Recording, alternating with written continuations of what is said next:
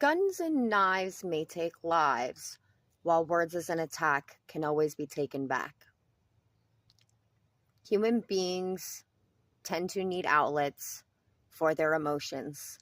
As you're going through intense ones right now, what are you doing? You're speaking on them. That's normal.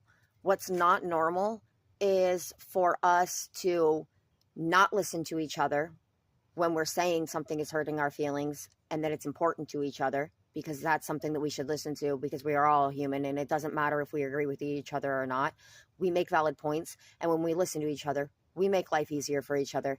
And when we fight with each other and try to get our way, we make life harder for our individual selves as well. Because when you make a law for somebody opposing you in a world that you live in, you have to follow those laws too. And you end up getting caught in the traps that you set for other people.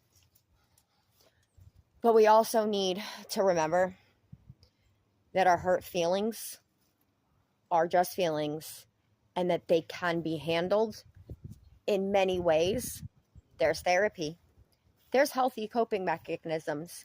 You can even bitch and scream.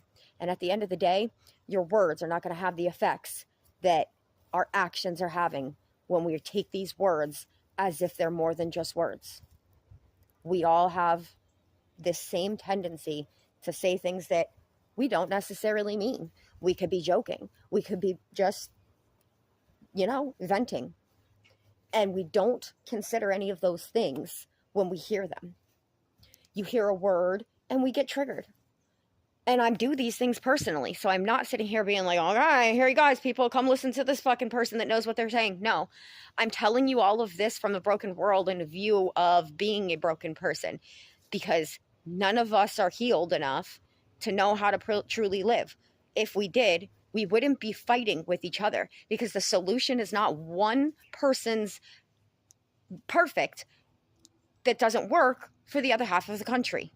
That's illogical. We have to work together. And then once we figure it out on a country level, guess what?